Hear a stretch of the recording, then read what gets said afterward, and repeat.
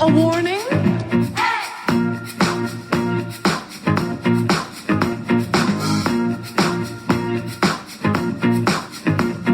There ain't nothing to worry about. I'm worried that you work in an office. Have children. Celebrate wedding anniversaries. The world of heterosexual is a sick and boring life. Los Angeles, 2019. There was an escape from the off-world colonies. They slaughtered 20. The assignment? Track down 6 manufactured humans. He's the best man for the job. But he may die trying to prove it. Harrison Ford is the Blade Runner.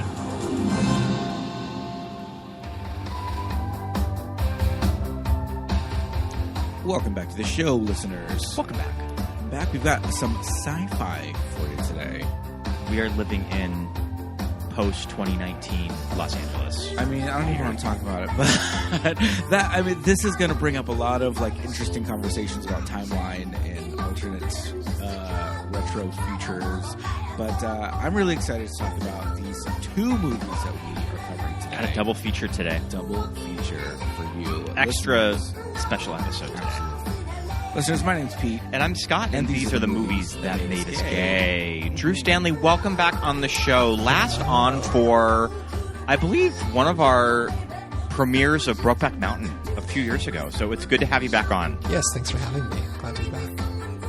So it's funny, I've thought about doing a Blade Runner episode, but maybe I didn't seriously really think about it until out of the blue a few weeks ago you texted me if we'd done a Blade Runner episode. I did. So I immediately had to jump on that and invite you on to both catch up and talk about not one but 2 great movies, because I think with this kind of property in particular, I think you have to talk about both of them, especially now, and kind of view them as one big story. So we got to both Blade Runner and Blade Runner 2049. Blade Runner, directed by Ridley Scott, screenplay by Hampton Fancher and David Peoples, based on Do Androids Dream of Electric Sheep by Philip K. Dick, released June 25th, 1982. And then Blade Runner 2049, directed by Denis Villeneuve. Did I pronounce that right? Villeneuve. Yeah. Screenplay also by Hampton Fancher and this time Michael Green, released October 6th, 2017.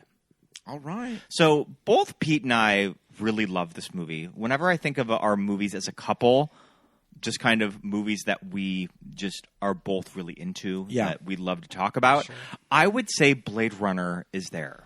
Oh, absolutely. As just one of our favorite movies. I think it's on regular rotation. I feel like we watch it at least once a year. We like showing it to people who haven't seen it before. We watched this movie in January with SB. Sure did. So we've seen this twice. Yeah, with contributor to the podcast, SB. We watched the theatrical cut with SB, which I don't think...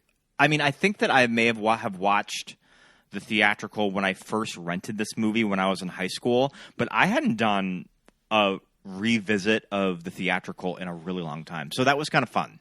Yeah, I've actually never watched the theatrical version. I've only ever seen the director's cut. And I think that's because it's really the only version that I've ever been able to find. Although, Scott, you were saying that's the default on Amazon. Yep. The theatrical yes. cut. When you rent it on Amazon Prime. It just plays the theatrical with the voiceover and the quote-unquote happy ending.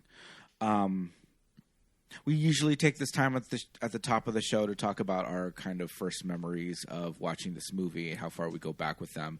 We'll talk about 2049 in a moment. But, Drew, can you tell us your earliest memories of watching Blade Runner and kind of how it influenced you? Yeah, I think I was probably pretty young. My dad was pretty into sci-fi, or is pretty into sci-fi, and so I think I watched it pretty early on. I was born in 89, so I think this had already been released by the time I was around.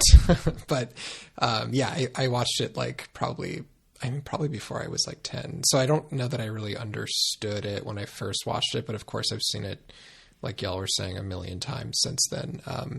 It had a similar effect to me on The Matrix in that it got me sort of like further into science fiction, especially cyberpunk. And I think that's been like the effect on me mostly is just the interest in science fiction and cyberpunk. Yeah. We were looking up, I mean, I was looking up some kind of like references for this movie, and I know with The Matrix and cyberpunk being, you know, its own genre, I know that this is a little different than cyberpunk. So I just kind of was like, what? And I've heard that there is a term for it, and along with movies like Ridley Scott's Alien and the 2 Blade Runner movies, cassette futurism. So interesting, cassette futurism. Cassette futurism is kind of the title that we're going to go with, because it's this very analog version of the future. It's not quite retro future. I feel like retro futurism is a little bit more space age. It's a little bit more like Judy Jetson Hooker. But this is cassette futurism. You know, it's that like late 70s, early 80s vision of what the future is going to look like. And I think that's so cool. Well, because everybody just assumed back in 1982 that analog sort of was the future. I guess that something like digital would be kind of hard to wrap your mind around at that time. You can also see like on all the ads in the first movie, like I noted like the Cuisinart ad that they had in there, like, and Atari and stuff, of course. So like Cuisinart is such a funny one to think about now as being this sort of like futuristic brand that they thought back in the 80s. I mean, famously, a lot of the brands that are in the first movie that are used as like marketing purposes or billboards, except for like Coca-Cola, a lot of those brands are gone. They just don't exist anymore. Atari kind of, but that just got kind of absorbed by other companies. I think like Pan Am, like Pan Am Airlines is one of them. There's a lot of like weird defunct products that were being pushed as something that was going to be around in 2019. But we'll get to the idea of the year 2019 as depicted in 1982. But Scott, what are your earliest memories with this movie? So some of my early memories of this movie would probably be exploring the filmography of one Mr. Ridley Scott. I've talked about on our Ridley Scott episodes, because here's the thing, we've done like 4 Ridley Scott movies on the podcast. You were on for Alien, Drew. We've done Thelma and Louise, Gladiator 2 last year. So I would say that he's probably one of my favorite directors to kind of go back and revisit all of his movies. And when I was in speech and drama, Drew, I talked about Ridley Scott in a expository speech on him. I talked about his filmography and just sort of his influences to film. And I remember when I was researching that, when I was writing a script to memorize for it, I watched Blade Runner with my stepdad. And my stepdad, Don, loves this movie too. Sure. So at that moment, you were speaking off of the script. You were not speaking extemporaneously and being very Delta? Very Delta. But you were looking gorgeous. I was. Because extemporaneously means... Off the cuff. Off the cuff. Off the dome. Yeah. But you were not doing extemporaneous. I memorized a script. I love it. And I think that a part of the challenge of expository speaking is to kind of sound off the cuff when you're doing that. Sure. And I think that towards the end of it, I got pretty good at maybe diverting a little bit from it. Right. And just kind of just talking. Yeah. But yeah. This this movie is definitely something that I would think that your stepfather, Don, would be very... Don didn't care for 2049, though. I can see which that. Which is really interesting. You know, I can see people who are into the first one kind of not going for 2049. But yeah, so I remember renting this from our video store when I was just researching all of his catalog. Right. Okay. Yeah. By the time I was a teenager in the 90s, this movie already had a very like specific like lore behind it. I knew that Daryl Hannah was in it, and you know she had this like punky like robo possibly sex worker, you know, like cyber bitch, you know, Adam Ant punk look going on. My sister was very into the Vampire Chronicles, and so she got turned on to Rutger Hauer, and she liked independent movies, and so I was like, okay, Rutger Hauer's in this. He's supposed to be this like sexy Dutch man with like bleached hair, and of course Harrison Ford, who is freaking Indiana Jones and Han Solo. So I'm like, all right, I'm in. I know that Ridley Scott is just, to me as a teenager, as like a 15-year-old in the 90s, I'm like, this is a name of a director that's done really great things. He directs fucking movies. He directs fucking big-ass and sci-fi movies. Yeah. Alien is super cool. So I rent it, and I'm just like, immediately from the opening crawl, I'm just like, oh my God, this movie's for smart people. Yeah. I think you were not alone in that assessment when people first saw it, for sure. And it's funny now that I think that we've seen this movie so much that the opening text scroll, I think that I can just glance at it and just be like, oh yeah, it absolutely makes sense. But I would imagine that audiences in 1982 were just like, what the hell did I walk into? Yeah. Yeah. Replicant, what? Especially when you would have been an audience that would have been maybe expecting something like Star Wars. Yeah, you're coming going out of in. Empire Strikes Back into this, and you're like, okay, what? Yeah. I think their comments like from the initial screen tests were like they loved the special effects and the graphics were incredible, which obviously they are, especially for that time. But they were like, I do not know what the hell is going on, which is why they decided to add in a voiceover at the beginning. Sure. Which and obviously became a joke. Yes. If you can get a hold of the voiceover, listeners, like we said, it defaults on Amazon. So if you got $4 lying around and you want to rent it, feel free. Harrison Ford does not seem very pleased to be there doing this voiceover. Yeah. He's not very pleased that he had to probably drive all the way across town in his Bronco for an afternoon to read all of this dry dialogue. What am I reading which, here? I don't know. I actually don't mind the voiceover because it does kind of put you in... It's expository. I think that it goes for more of the detective noir angle of just how it's being narrated, which I think is interesting for a movie like this. Yeah. If that's the way that you're going to choose to edit it. Yeah. If he's doing anything, he's kind of doing like a 40s kind of a gumshoe with that voiceover, but he's not doing that in the movie. So it's like... Yeah, like I think like this movie was also hell to shoot, and like the production itself was just like brutal. And so I'm sure that when they were like, you have to come back and do a voiceover, he was like, oh my God. Yeah. I mean, there's kind of like a legendary documentary about the making of this movie that's like, it's a feature-length doc. Yeah. One of them is included on the Final Cut Blu-ray. So I watched that one. It's a lot of fun, but it's one of those legendarily grueling shoots. But when I first watched it, I was just kind of like, it kind of cracks your head open because, like you said, we're coming from this mindset of like, I know what a robot is. It's like C-3PO. It's like, like Robbie the robot. It like clicks and buzzes and has light up eyes and all of that stuff, and maybe can turn into a vacuum. But like these. Like he shoots them and they bleed blood, right? Like they look like people. They've got skin, like, and even with Terminator, like the Terminator, Battlestar Galactica uses traditional robots too, right? Well, at that point, yes. But with the Terminator, he takes off the skin on his hand and he's got a robot hand underneath his endoskeleton, the polymimetic alloy.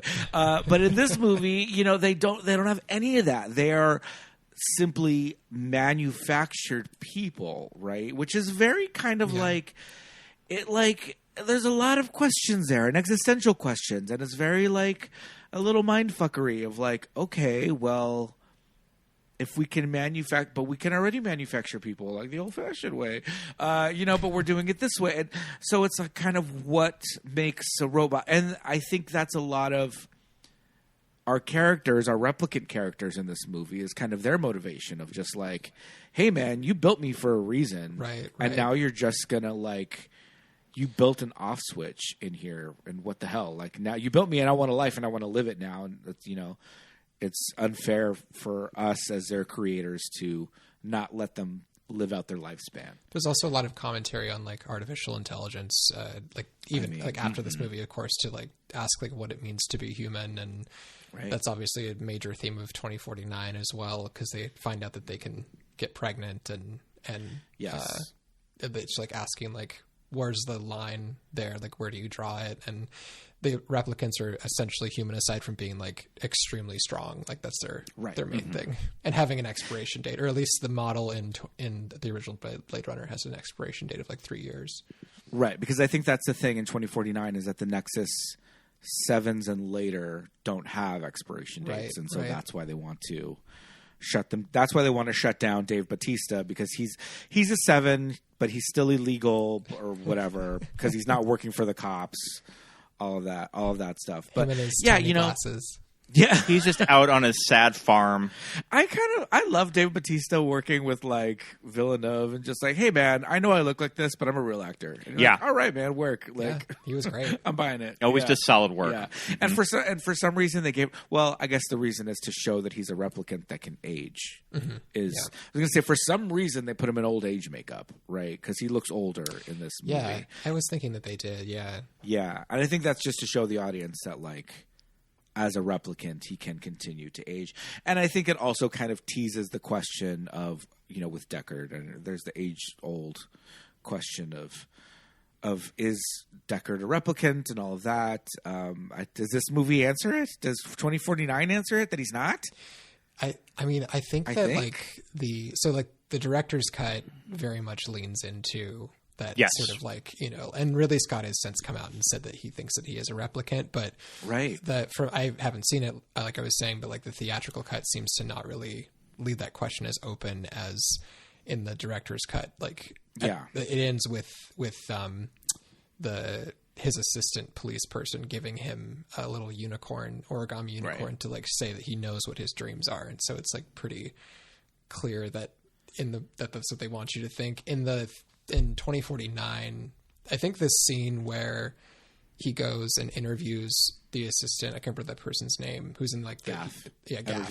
Yeah. He's like in an assisted living home basically. And he says things like, he wasn't long for this world. There was something in his eyes, which I think something in his eyes.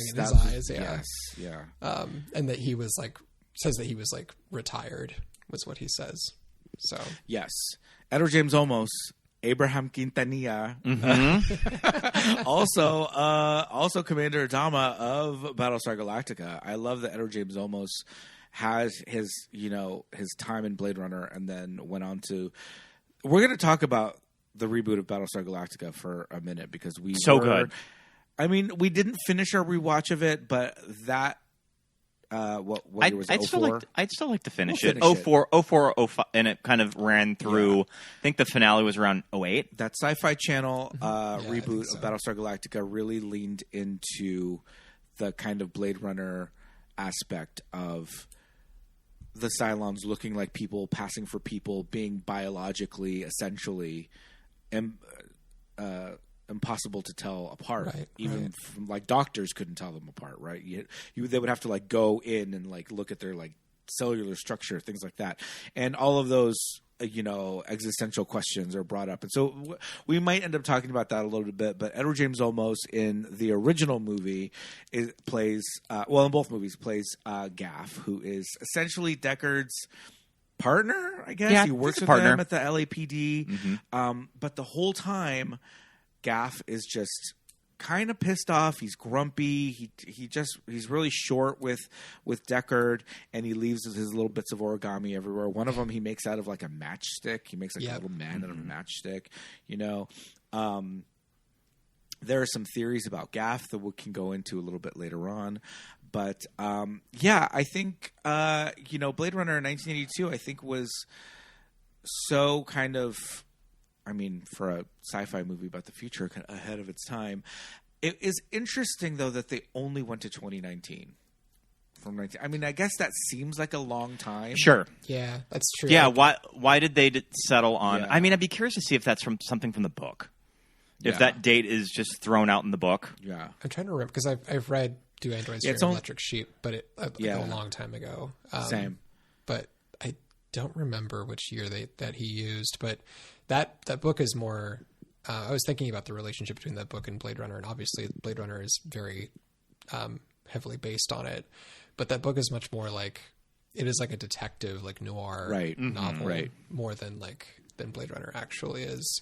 So they might have referenced 2019 to just be like, it's pretty close in the future. Like people Right. watching this might be alive by the time 2019 rolls around, kind of thing. Sure, and I guess 37 years is a decent amount of time, when you think about it. So I guess it does make a little sense. I mean, it's interesting when you think about your lives in relation to this movie that I did the math of how old I would be in 2049. I'm going to be in my 60s. It's 2062. So, I mean, it's really not that far away of just kind of, I mean, I would essentially be my parents' age. Right, in 2049. In 2049. No, what I was thinking of, in 1982 when Blade Runner was released, 2019 is about 37 years in the future. And so that, right now, that's 2062. So that sounds like a long time. Like, what's going to happen in 2060? We have self-driving cars now. What are they going to be in 2062? Those self-driving cars, whenever I go into Los Angeles, stress me out seeing them. Yeah, I don't like it. I still have not ridden in one because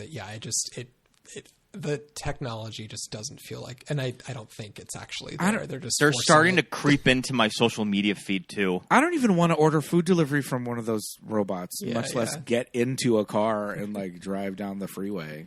So I'm good with that. Another parallel I thought of too in 2049 is we are getting self-driving cars. Artificial intelligence is obviously on everybody's tongue these days, but also the climate change aspect of it as well. Yeah, that kept thinking about that through the whole thing. And obviously there's the nuclear war part of it too, but just that they have to keep the sea back from LA is and it's also just always raining all the time because Ridley Scott is the director of Blade Runner, where everything is wet all the time. Yeah, all the time. Yeah, everything is wet all the time, and he is going through his horse girl phase.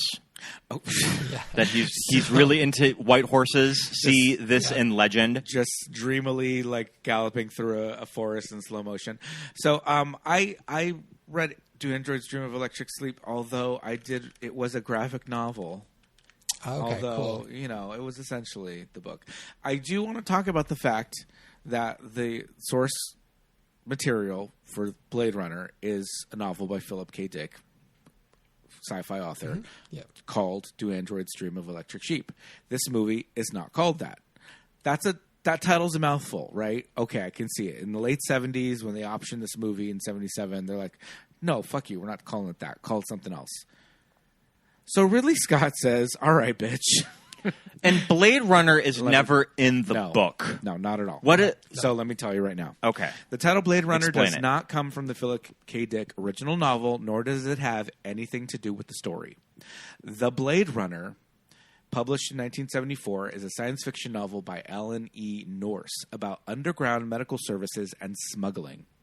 William S. Burroughs adapted that novel into a shorter novella titled The Blade Runner, a Movie. And let's see, the name originates from that cinema treatment from that novel. Ridley Scott purchased the rights to the title alone from William S. Burroughs. The term Blade Runner itself was previously used to refer to someone who provides illegal medical equipment similar to a drug runner. Burroughs' treatment is set in the early 21st century, involves mutated viruses, a medical care apocalypse. The term Blade Runner refers to the smugglers of medical supplies, like I said. The title was bought by Ridley Scott.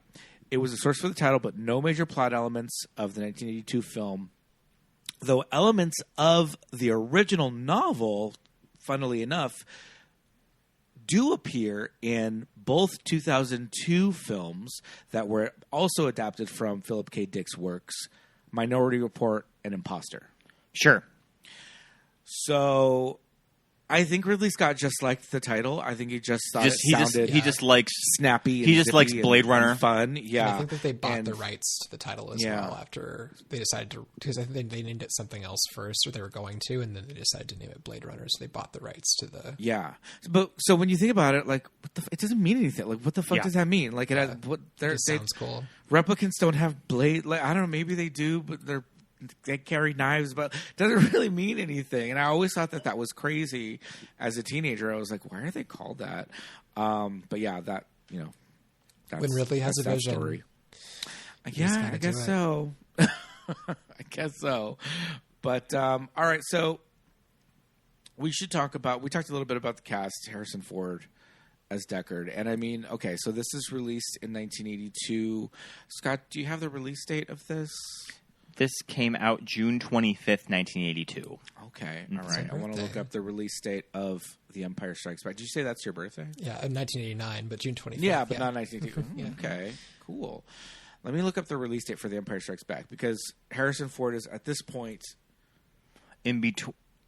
Well, and also with the filming schedules of, I mean, who knows when principal photography for this movie was. Yeah. Just because this strikes me as a movie that maybe was in the editing room a little longer than expected.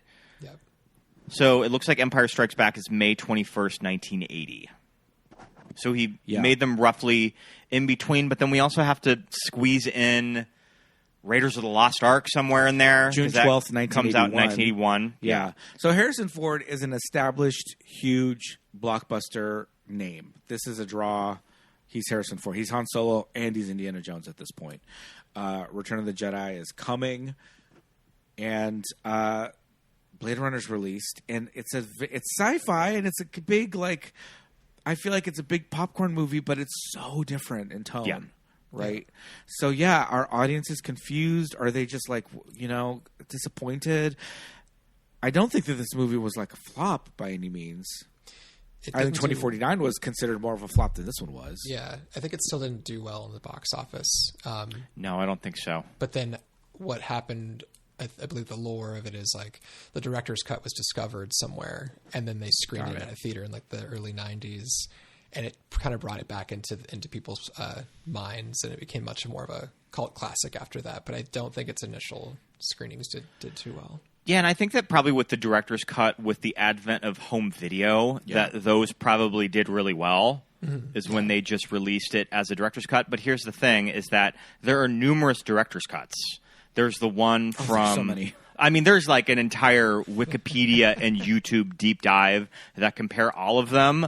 I know that the one that we probably all watched was the cut from 2007. Yeah, and that's what is seen as like the definitive Blade Runner cut. Yeah. That I think that all of those just probably got a big cult following with home video. Yeah, too. I've purchased Blade Runner on four different formats. I had the director's cut on VHS and DVD, and the DVD was like the cardboard with the plastic clasp. Yeah. And then I got the final cut on DVD. I got the final cut on Blu-ray, and then we bought it on 4K digital. We don't own this in 4K. No, just the digital. Disc, just the digital. Just the download. digital. Yeah, but that's in theory, it's a 4K stream. So I've purchased Blade Runner many times, and only two different versions, only the director's cut and the final cut. And I have attempted to kind of watch them back to back, side by side, and check out the differences. They're very subtle, but again, there's YouTube videos to go in and I check actually that out. think that cut that we watched in January with the VO is actually longer. I think it is, yeah. I think that I remember looking that up, which is interesting. Yeah. Because you tend to think of director's cuts as being the longer one. Right. But this one runs a couple minutes shorter. Yeah, adding in things that you didn't get to include in the theatrical. I want to talk about the cast first, and then can we talk about like LA of 2019 via 1982? Yeah. Okay. I mean, one probably leads to the other, but let's talk about some of the cast. We talked about Harrison a little bit. I would like to talk about our replicant ladies in this movie. Our fierce replicant ladies. Rachel. Night of a Thousand Blade Runner. Night of a Thousand Blade Runner bitches. Bitches. I mean, all three of them are pretty fierce. They're all serving looks throughout this movie. We love Daryl Hannah on the podcast, too. We've done a lot of Daryl Hannah movies. A lot of Daryl Hannah movies. It warmed my heart seeing her at this year's Oscars. I love that she presented. That was cool. I think that she was introducing Tarantino in like the anniversary of Pulp Fiction, I think. But yeah, I love that. Yeah. Sean Young. I mean, in 1982, like iconic star on the rise, man.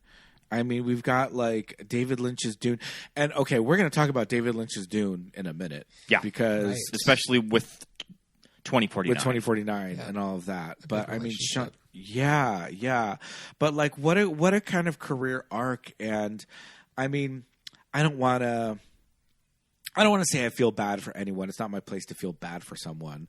I feel bad for you for the face that you have. And you know what? The thing about Sean Young is you might not think that she hasn't worked in years. When you go to her IMDb, Right. she still works a lot.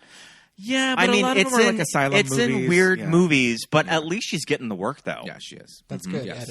I thought that she wasn't doing much work anymore, so it's good to hear.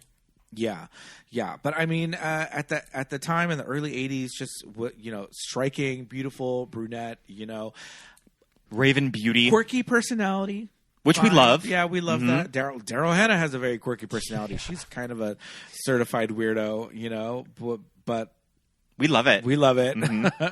I know, famously, I'm not sure how many of our. Well, I would think most of our listeners are kind of aware of Sean Young's kind of.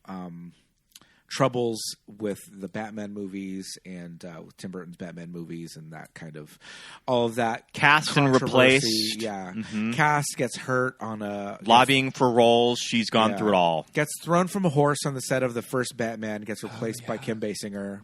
That's right. And and then comes back for the sequel to attempt to get a role and is just kind of refused by Tim Burton to even be seen.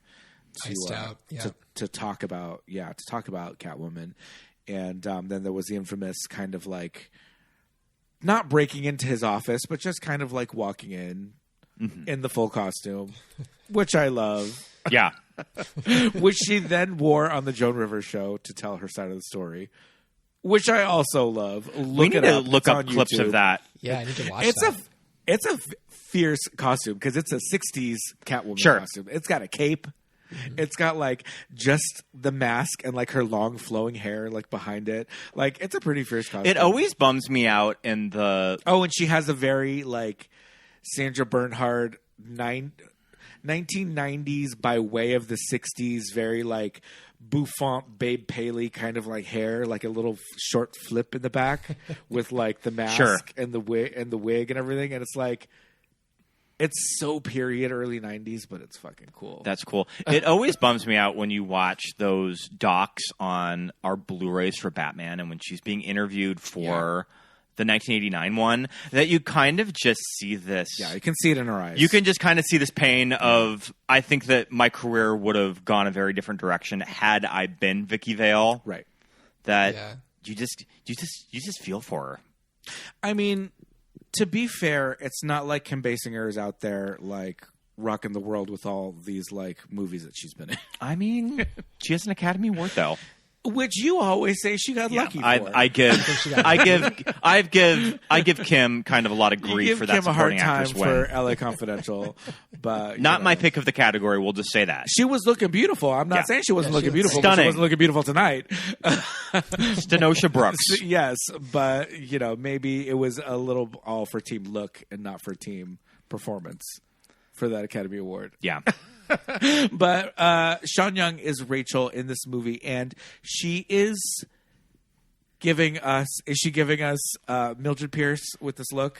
It's Mildred Pierce. It's It's that 40s shoulder it's- pads. it's Power much like bitch.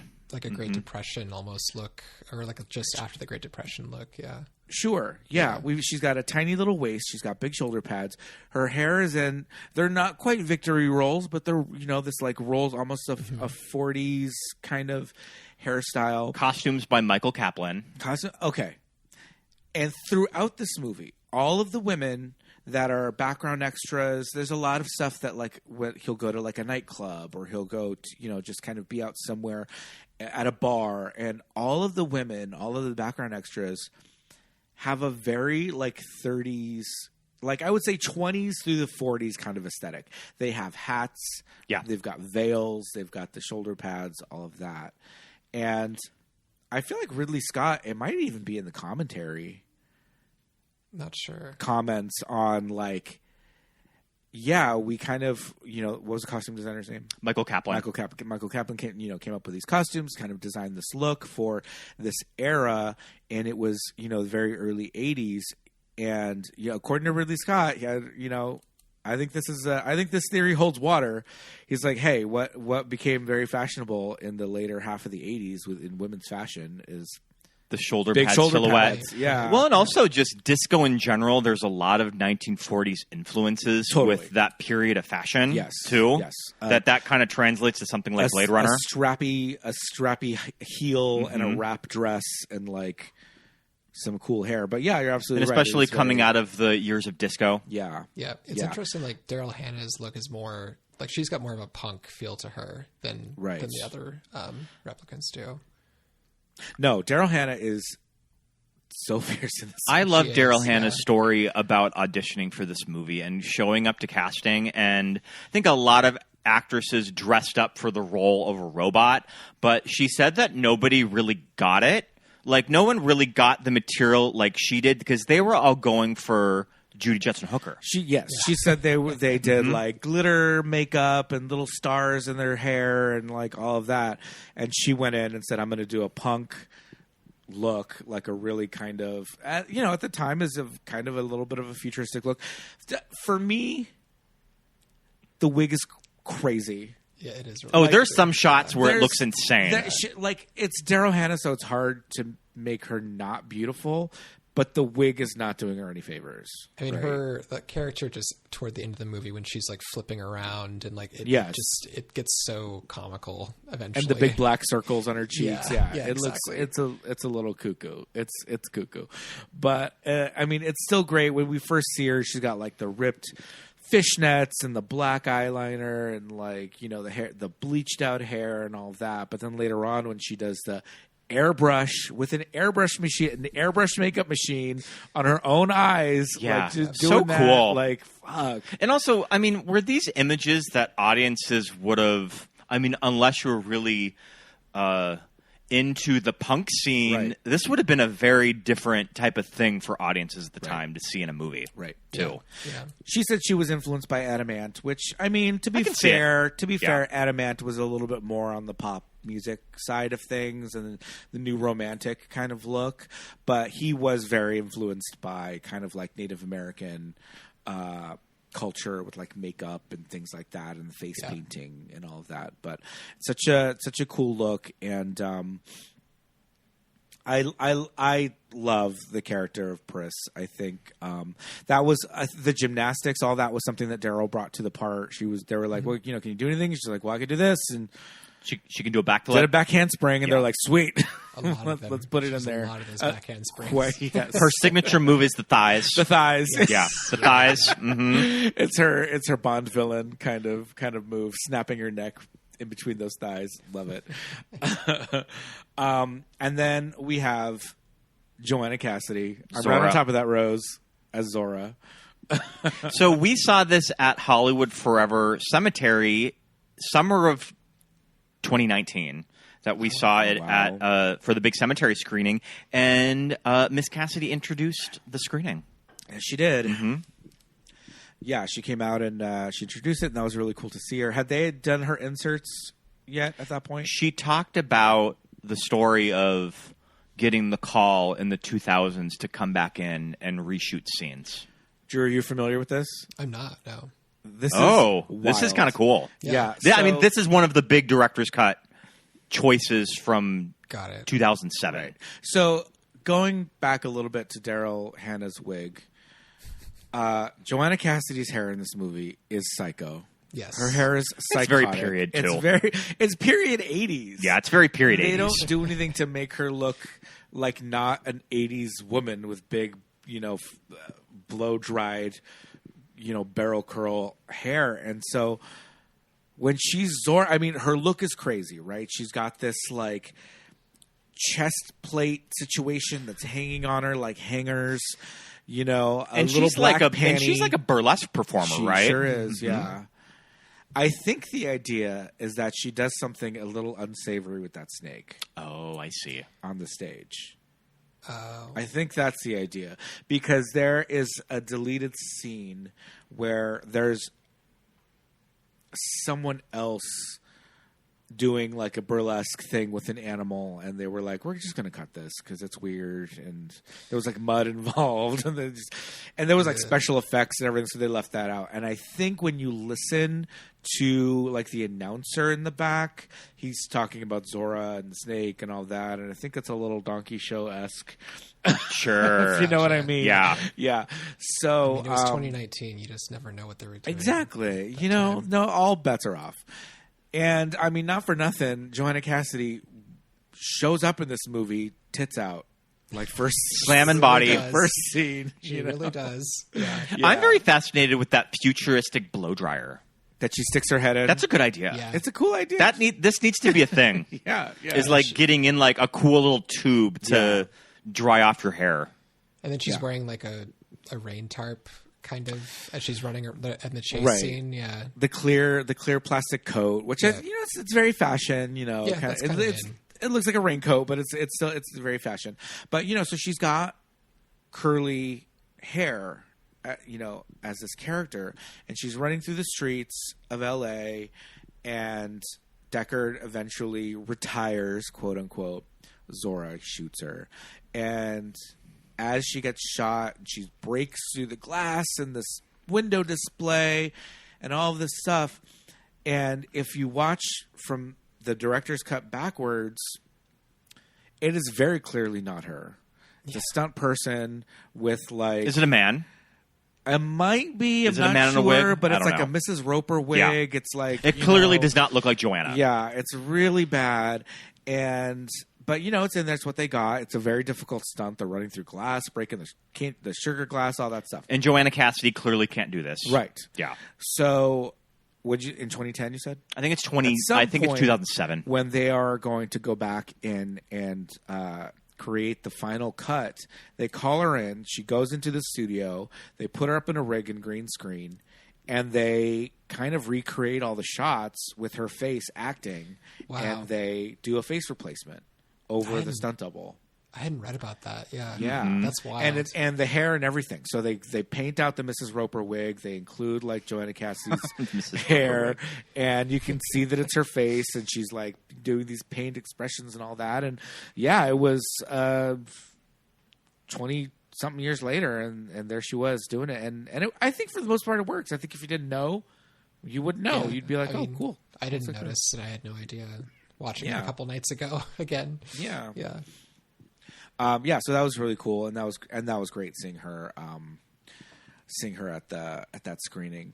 So those are our fierce replicant ladies. We can talk a little bit about our favorite 2049 ladies, but yeah. Probably to round out the cast, let's talk a little bit about Rutger Hauer. I mean, Rutger Hauer at this time would have been a Dutch import of movies that he had been working in these weird movies with Paul Verhoeven. Right. I've seen Turkish Delight, and you see a lot of Rutger Hauer in Turkish Delight.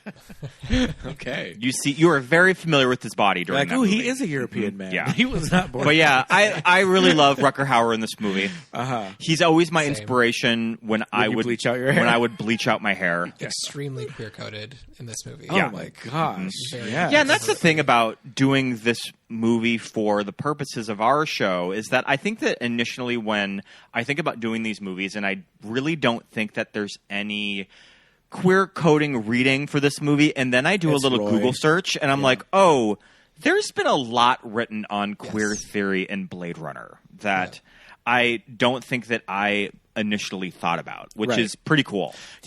On paper, it's kind of like, oh, Pris is Roy's girlfriend. And it's like, well, is she? Is she? Yeah. Or are they just like really good friends? Yeah. Being really evil together. Yeah.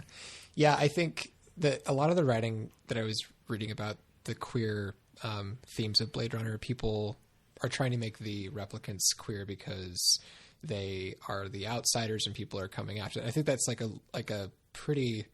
I don't know if that's what they're really going for in this movie, but I do think that like the Roy's character, or the character of Roy, is very much... I think that they were intending him to be queer in some way, for sure. Sure. Right.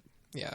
But I think it's too simple to say that like all the replicants represent queer people because they're being subjugated. Because like the replicants are, at least in this movie, the ones that we focus on are actually like evil and, you know, trying to kill people. Yeah, I love that in the earliest shots when Deckard is at the police station and he's looking at their files, which is also crazy because it's these files of them and there's video of their faces and they're wearing like these stocking caps that look like nylons. Yeah. Like over their hair, and like, what is this? What?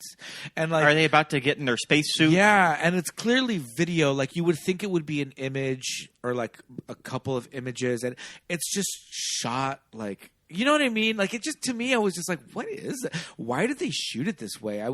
I think for like for a police procedural, I'm expecting it to be a still image and. The nylons on their head was such a crazy, like, out there choice. Yeah, but that's separate. What I meant to focus on was it shows their like strength, their intellect, and like their primary function. It's their video game. Summary. Their stats. Yeah. Because Pris is the Bryant, the police chief or whatever, he calls Pris like a love model, right? So she's like a sex robot, right? And Roy has like the highest intelligence, and Pris and Leon had like the lowest intelligence. Zora was like, I think Zora had high intelligence and a really high strength too. I think she was like almost equal with Roy, almost. Which I think was demonstrated in that chase scene. Yes. Yes. Yes. I find it funny that Ridley Scott has very interesting ways of people trying to like kill someone. Like when Zora's fighting Deckard and she's like trying to strangle him with his necktie. Yep. And she's just like, yeah. She's like making all these strange noises, and it's like she's right on top of him, and it's very like visceral and scary. And it really reminded me of Ian Holm trying to kill Sigourney Weaver with a rolled up porno magazine. Oh, sure. Yeah. I can see that. Like in her mouth, right? And he puts it in her mouth. Yeah. You're like, what is going on? Odd. This is such a weird choice. Of like, yeah, you're gonna kill her with a magazine, and you're gonna try and shove it down her throat. Like, what the? Yeah, who fuck? thinks of that? Who thinks that? I mean, I guess strangling someone with a bow tie is a little bit, or necktie is a little bit more straightforward. But it kind of gave me that vibe of just like this uncomfortable as a viewer, just like, oh my god, what's happening? Yeah, but yeah. But at one point later on in the movie, Daryl Hannah Pris is talking to Roy, and she says something like, we'll die, like we're stupid. She says like we're stupid, like we're gonna die out here, like we need to like get our shit together, right? And I just thought that was it. Like I guess they kind of are aware of their stats. Yeah. They're they know aware that they have a limited amount of time left. Yeah, and they're also aware that like their dreams are implants and things like. I think that it's a very self-aware existence for sure. Of like that I'm not treated as human, even though like what is human? Like that gets into the whole question again. Yeah. Yeah. I wonder if it's budgetary reasons why you don't end up seeing them come to Earth. Or like on the boat. Yeah. Of when they wash up on the shore. In the first movie? In the first movie. It's just explained in dialogue. Yeah, it's in dialogue. Well, no, I think they're coming from an off-world. Yeah, that's what I'm talking about. Yeah. Yeah, we don't actually that's just see... expensive. Yeah, you're going to get a whole ship and landing and crashing and all that. That's a lot. That whole set piece. I think it's just like, boom. We'll tell you. You can figure it out.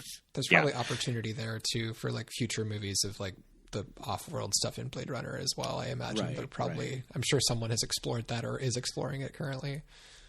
I always thought it was very interesting, the idea I feel like in the book it's more explicitly stated that the world is so fucked up that real animals are pretty much gone. Extinct, yeah. Is the owl real? Yeah. But if you have them, it's like it's you got to turn them over. It's like also it's a sign of status too. Yeah. So I mean, I guess it is kind of like talked about the owl, and she's like, "Do you think I'd be working in a place like this if I could afford a real snake?" Yeah.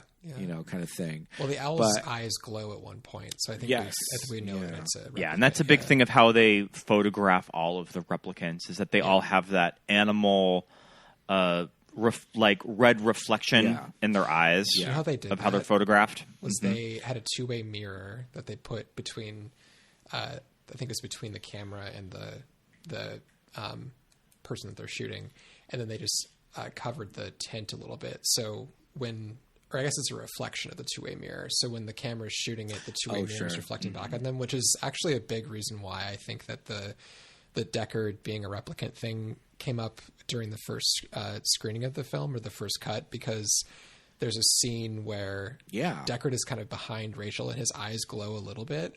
And that's because they were filming Rachel to get her eyes to glow, and it got his to glow as well. Sure. Yeah. It's very interesting. I love when Rachel puts her hair down. I think she looks so fierce. Yes, great. But how it goes from those roles, structure of this hair, I'm fascinated with. She takes out one tiny little pin, it cuts to Harrison Ford, and then cuts back to her, and she's just got like flowing curly locks. Cut to the saxophone music. Yeah. They're ready to go. Yeah. When she has her hair up, there's bangs. When she has it down, they're gone. She has so many looks. She has so many looks. She's got like the clip-in bang set. You don't see any of it. But that's the future, Mama. That's 2019. That scene, I think it's the same scene, right? Where they he beats her up. It's like very. I was gonna say, listeners, actually. there's a scene that is questionable. It's borderline, if not actual, like SA territory. When we were watching it at the cemetery, people were very uncomfortable during this scene. Sure. Kind of. Is it when she comes back to his apartment? No, it's the first time when I think it's when she comes back, but she's like says no when he says yes, and he shoves her against the wall. Like, it's crazy. And their chemistry just doesn't feel like they have like on set chemistry in that scene too, because it's very awkward. Yeah. It's probably like my least favorite scene in the whole movie. Just because totally. Really it is hard to watch. It is hard to watch when you kind of realize it's happening. You're like, wait, what did he just say? Like, what? Yeah. Because she fully says no, and he's like, yeah, it's weird. Yeah, I don't like it. I agree. I did kind of want to bring that up. I can imagine. I think that the two of them are very strong personalities. So if either one of them said like, we just didn't get along on set, I would completely be like, yeah, that. I want to say that I've heard stories about that too. Yeah. Yeah, I think in the documentary, I didn't watch the one that's like, almost 3 hours long or whatever long it is. Yeah. There's another one that's a little bit shorter that I watched, and I think that they said that was the case. Like their chemistry just wasn't jiving in the movie, and I think that scene really brings that out for sure. Yeah. The documentary that we're talking about is called Blade Runner: Dangerous Days, it's called Dangerous Days Making Blade Runner. It's 3.5 hours. And I believe it was produced in 2007, and I believe it is included on the Final Cut Blu-ray on the DVD. Yeah. So their chemistry is set. Well, the thing is, they only have so many scenes together in this movie. A lot of it is Deckard out, doing cop stuff, in like crazy, like. LA that looks like a PIL Well, video. that's kind of we should probably transition to just talking about Los Angeles. Yes. One of my favorite movie sets of all time, it's how they photograph the Bradbury building in Los Angeles. It is. Whenever we go to Precinct is a mere half a block away from this filming location that when you're walking to Precinct, you can see the Bradbury, and I always think of Daryl curled up like a little homeless lady in her newspaper at that corner. And they put in these cool columns. So listeners, in Los Angeles, downtown LA, the Bradbury building is where J.F. Sebastian lives. J.F. Sebastian is played by... I'll find him later. But he lives in this building, and it's this old LA building, and you might recognize it from 500 Days of Summer. It's in the very last scene of that It's movie. in Mike Nichols' Wolf. It's in Mike Nichols' Wolf with Jack Nicholson, and it's got this atrium. It's only like 6 stories tall. It's not a skyscraper. It's only like 6 stories tall. It's got this big atrium in the center, and there's staircases all around, and there's a big wrought iron elevator right in the middle of it that takes you up to the top. And it's just super distinctive looking, and it's used in this movie, and they like dirty it all up. There's like more rain coming through. There's just like shit all over the floor. And they said that during production, the building, I mean, there's law offices. It's office space. Yeah. A dentist, whatever, in there. And at the time, too, it was a working office building, and they would shoot all this at night and then have to clean it all up every morning by, 8 a.m. when they opened. And when you walk through downtown LA at night, I don't know, it just kind of feels... It has a very Blade Runner quality about it. The tunnel that they go through, it's the big 2nd Street tunnel. It's in a lot of movies. I mean, it's all covered with graffiti these days. Pretty much any movie that photographs this tunnel has a lot to thank of how Ridley Scott chose to photograph it, because everybody is just essentially wetting the walls and putting in cool lights. Yeah. Cinematographer Jordan Cronenwith. Did he invent like spraying down the street and the walls to give it a little extra dimension? Yeah. Isn't Union Station what they use for the police precinct? Yeah. Yes. They built the office in the middle of this big room. I think it used to be the main like ticketing area of Union Station. Nowadays, when you go to that section, it's usually cordoned off. There's nothing. They don't reuse it for anything, but it's just this old historic part of the building. It was in Batman, The Dark Knight Rises. The Dark Knight Rises. There's a space all the way down and to the left that they used in The Dark Knight Rises. That's it. For that courtroom scene. That's it. It's the same room. Oh, I just assumed that was like the main area of Union Station. Oh, no, it's in that room. It's all the way in the other corner. Oh, okay. I'll show you. The scene with Scarecrow. Okay, where he's doing the like kangaroo court, or whatever. Right. It's there. And then when you walk, there's a big archway. When you walk out of that archway, there's a little bar right there. You've been in that bar. What's that bar called? Yeah, but I always just assumed that the little office was to the corner. No, when you're in the big archway looking in, it's in the left corner. So the cameras are like right behind it against the wall, panning down. Yeah. So there's a lot of practical LA locations, but they shot a lot of it in. Didn't they shoot a lot of it in London too? Probably. I think it was. I think they did. Yeah. And I think that when they go in the big New York streets, the big apartment that's like their hideout in the Bradbury, I think that they walk into a set. And I think a lot of that's not a location anymore. A lot of the exterior stuff was filmed in LA.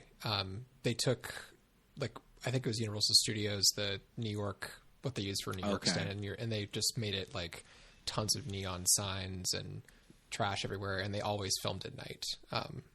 And then used it to where filming at night, they could like make it so that the mountains didn't appear behind it anymore. Oh, sure, there you go. Yeah, because that's always a dead giveaway of the Universal Studios New York street is the rolling hills of Burbank that are right behind it. But what they did in particular at the ground floor of the Bradbury building, when you walk in now, it's just a building, right? There's no like, they put these weird columns in, these big rounded like onion columns, but you can see across this, because that's Broadway, right? And in the 20s and the 30s, and forever, it's all lined with movie theaters. There's all marquees of different movie theaters. Now most of them are like weird, like Latin American. It's the $1 Million Theater that's across the street, right? Yeah. Now all of them are weird Latin American churches, but at the time, they're movie theaters, and the $1 Million Theater's across the street, and so in the shots you can see this theater in just like Spanish. Words on the marquee. But that's just probably what was there, when they were shooting it. But it's still It's still there. It's still an old theater. It's probably still a church at this point.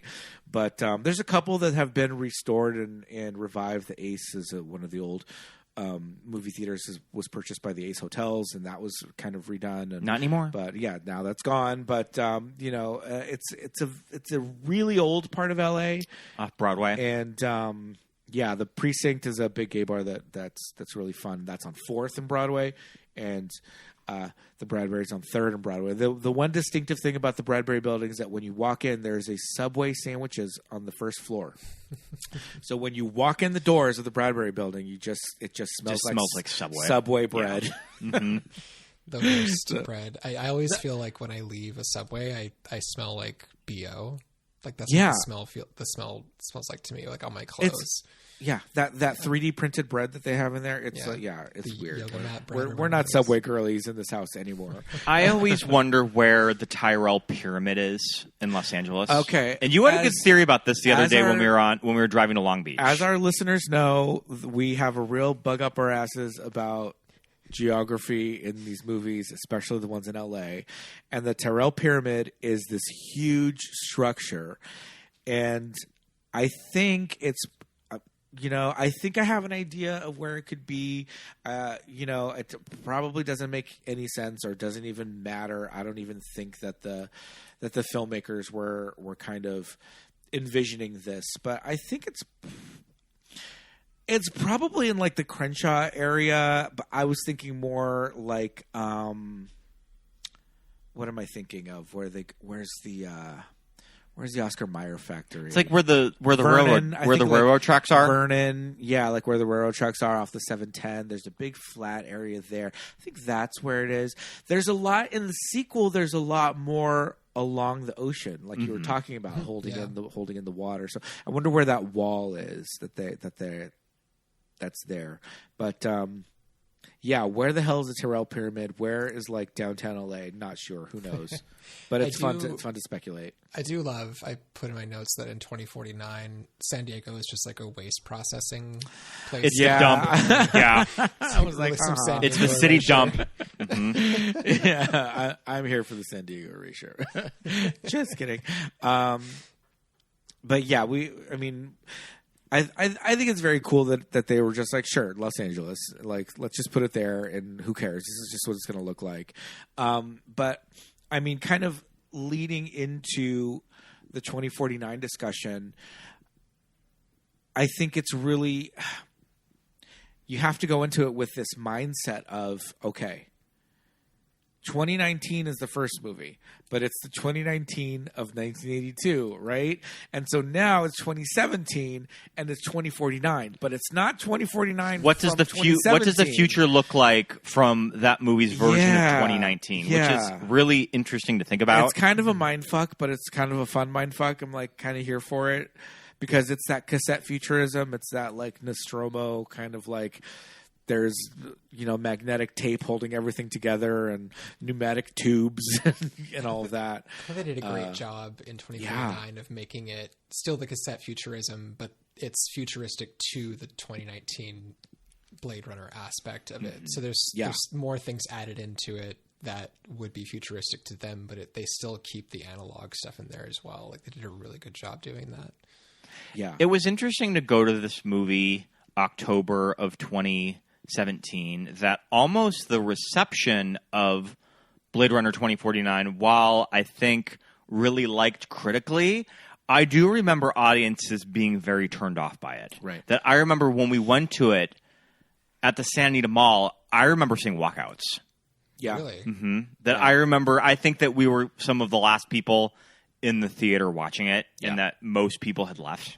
That's really so it's kind of interesting to see maybe the cold audience response reflected in the sequel as it was in 1981 with the first movie. Yeah. Mm-hmm.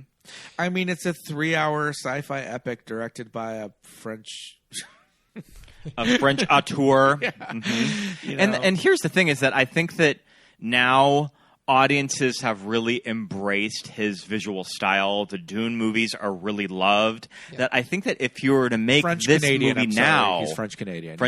I think if you were to make this movie now, it would be a little more embraced with audiences that I think so, had yeah. seen both of his Dune movies. Because Dune got such a strong reaction from viewers, right? I mean, that Blade Runner did not get memed the way Dune did, right? But when we watched this just now to prep for this episode, I was like, oh, holy shit, this has Dune written all over it. Yeah. The score is there, the vocalizations in the score, the like deep, like guttural, like vocalizations, the style of his sci-fi like ships and things, just like big, stationary, slow moving like objects in the sky, like Jared Leto, Leander, what's his name? Wallace. He had his like little kind of bees that were like his eyes that were like kind of following him around. That to me was giving very like just the style that Villeneuve kind of created for Dune. I thought they kind of go hand in hand. Well, very different movies and different visual styles. They still kind of. Scott was commenting on, Villeneuve likes a big empty room. Yeah. Yes, he does. Yeah. The production design of a big empty room. Yeah. I mean, that you can even sense too. No, zero sense at all. Especially like in Wallace Industries, it's just like, why is there an upside down triangle in the middle of this room? Well, OSHA is gone. We don't there is no standards and practices for building office buildings. You can just fall into pits and holes like a villain. But even in what's the alien movie where she's writing on the dry erase board? Amy Adams. Arrival. Yeah. I feel like inside of the ship in Arrival was just minimal. Nothing. Yeah, there's nothing. There's nothing in there. Yeah. So one of my favorite memes is from Arrival, actually, where she turns the whiteboard around and says "show hole." Yeah. So good. I cannot. I love that shit. But see, that's the thing. It's like Arrival got memed, Dune got memed. This movie did not get any damn meme. And Arrival was the year before this. Arrival was 2016. Yeah. But that's and we shouldn't say that this movie was a complete failure, because this did end up winning Roger Deakins his long-awaited Oscar. I mean, one of the great directors of photography of modern movies, like has worked with the Coen brothers. He, what are other kind of other Roger Deakins movies? movies. The thing is, we did buy this in 4K, and we watched it on our 4K disc. So we watched a physical copy of it, and this movie fucking looks amazing. It really looks crazy. It really does. And I think a lot of that is the kind of the two of them working in tandem to create these crazy and shots. Roger Deakins had shot both Prisoners and Sicario for Denis too. Yeah. So they had a working relationship. I mean, he's worked with the Coen brothers a lot. No Country for Old Men, The Assassination of Jesse James by the Coward Robert Ford, Oh Brother Where Art Thou, Fargo, The Shawshank Redemption. So in just film snob communities, this is the guy that everyone's throwing their panties at. I mean, of just how he photographs movies. That was one of the main reasons that Ryan Gosling signed on. Drew, what are your thoughts on Ryan Gosling as an actor and as Kay? I like Ryan Gosling, and I think as Kay he does well in that Ryan Gosling doesn't do like when he's doing like a serious movie. I think of like Drive. He does stoic really well. Yeah, and that's what he does in this movie really well. Is I think I would think of a replicant that is hunting down rogue replicants as being a very stoic cop character, and I think he does a really good job with that in this movie. I rewatched 2049. Or it was 2 days ago now, and I thought about that a lot. Where I was like, I think it was kind of one of the best people you could choose for casting in this movie was Ryan Gosling for the K character. Yeah. Yeah, I agree. I think I like Ryan in this movie. Yeah.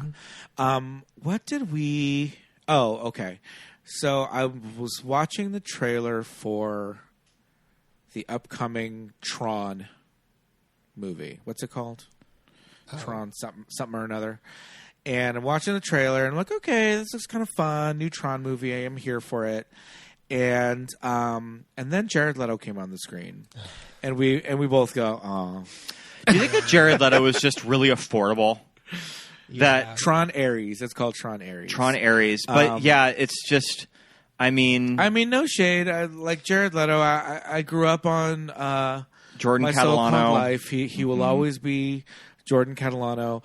But there's just something about Jared Leto these days where I'm just like, oh man, boner killer. I just think he is so like head up his own ass, and in this movie in particular, right? Yeah, I was trying to think of who else would you cast in this role that might be better. Right. I was trying to think of someone, and I couldn't really land on anybody. According to inside sources, IMDb trivia, right before his untimely passing, that Denis really wanted to go for David Bowie. Oh, interesting. Okay, Yeah. I can see that. And he said that Jared Leto had the same rock star presence. Yeah, I get it. 30 Seconds to Mars, really? But yeah, my theory is yeah. that Jared Leto's asking price is surprisingly affordable He's an Oscar winner. for a movie like this. That, I mean, maybe he's just not that expensive to hire. I guess Yeah. maybe he So was that's just why coming he off ends of- up getting all of these jobs.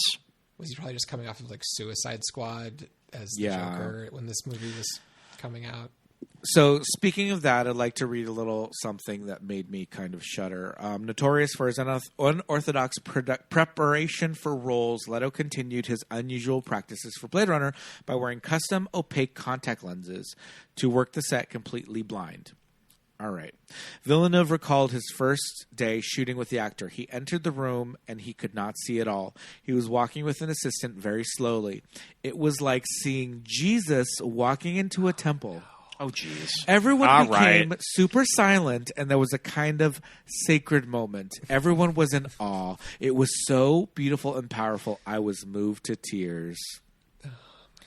Dun, dun, dun, dun. Yeah, I kept thinking that too because I've always he just rubs me the wrong way, like you said, Pete. I don't know Yeah. what it is, but know what it is. I do think he does do a really good job in this movie. Like you said, Scott, he was cast well. Like I don't know who else. David Bowie, I would have been great actually, but I don't know who else would be good. He does a really good job in this. There's actually they do some short films, like some prologues on the Blu-ray for 2049. I think you can find them on YouTube. Oh, as well. I remember right, those when yeah. they came out. I They would forgot be those. releasing those on YouTube. Yeah, and I watched the three of those before watching the movie itself. They're pretty short, and there's one that goes into the switch over from Terrell to Wallace Industries, and Jared Leto is the center of that short film, and he does a really good job. Kind of like he brings a new replicant in front of these people to get it legalized again to make replicants.